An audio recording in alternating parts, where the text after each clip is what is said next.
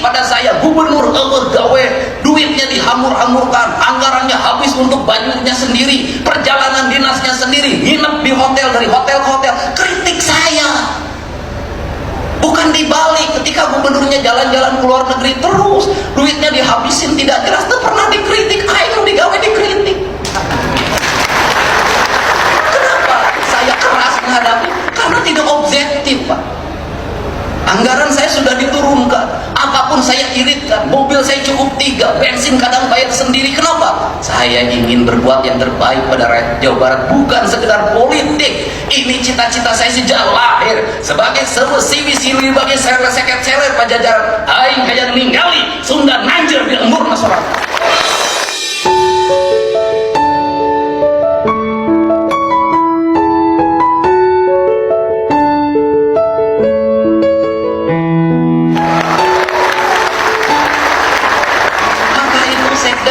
Ngomong kepada saya tidak punya rasa takut apa.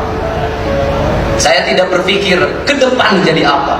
Saya tidak berpikir apakah saya populer atau tidak. Saya tidak berpikir apakah saya punya elektoral atau tidak. Tidak penting bagi saya. Bahkan saya tidak berpikir tentang keselamatan nyawa saya. Saya hanya berpikir sebagai titah prajurit Siliwangi, saya ingin memperlihatkan di tanah Sunda ada pemimpin yang membela kepentingan rakyat.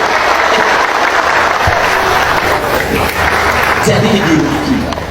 Karena ideologi saya tidak takut. Kenapa? Karena ini harus kita lakukan. Perubahan harus kita lakukan lama. Kita ini habis pada seminar, pada perencanaan, pada kajian. Silahkan dicek di Provinsi Jawa Barat dalam 5 tahun sabar ribu kajian. Bahwa gak. Silahkan di kabupaten kota ada berapa ribu perencanaan. Karena di pemerintahan ini ada proyek perencanaan. Proyek perencanaan. Perencanaannya ayat duitnya serapret nama Allah. Ini penting.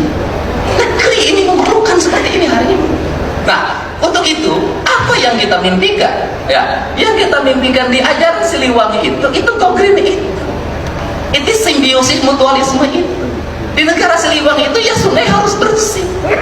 Kalau sungai harus bersih, judulnya juga cai. Kalau sungai harus bersih, sebenarnya teologinya itu harus melahirkan tata bangunan. Tata bangunannya harusnya lahirkan IMB. Kalau dulu, nah harusnya rumah itu menghadap sungai, bukan membelakangi sungai.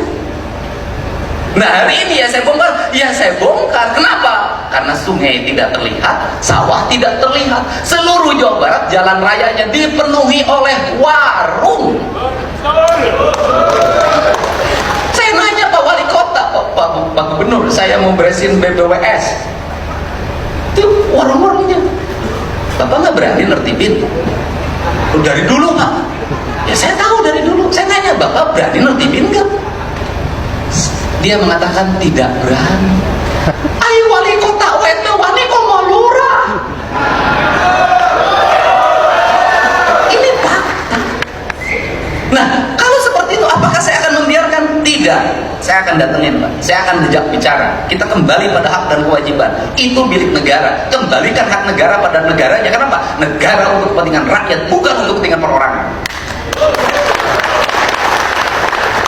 Di Indonesia itu, di Sunda itu harus dimulai dengan berani. Kenapa? Kalau tidak mulai, orang Sunda mah turut munding. Orang Cirebon juga sama, ada Sunda kene. Cuma ada 3 variabel kebudayaan di Cirebon. Ada Sunda Cirebon, ada Sunda asalnya dari Priangan, kemudian ada Jawanya Jawa Cirebonan yang dipengaruhi oleh kebudayaan dari Jawa Tengah. Saya paham itu. Nah, kenapa turut munding? Loh, orang Sunda itu kalau sudah dimulai deg beres, Pak, nanti juga ngomong kabeh cek aing ge. Nanti ada teman kita yang sahabat kita nanti ngomong, tante kebetulan aing, wanian, diajar silat nanti aing, orang Sunda. Kemudian orang Sunda tuh begitu karakternya, turut mending nanti rame, dan itu bisa. Dan hari ini ketika mulai siapa yang melakukan pembelaan terhadap kebijakan Provinsi Jawa Barat, kebijakan kabupaten kota yang beri pada rakyat, Pak. Melakukan pembelaannya pada apa? Dengan memberikan komentar dukungan melalui jejaring sosial. dan itu demokrasi terbuka, Pak, dan itu partisipasi publik. Siapa yang melawan arus media sosial, yang itu mendukung kebijakan pembangunan, sesungguhnya dia sedang berhadapan dengan rakyat yang memilihnya sendiri.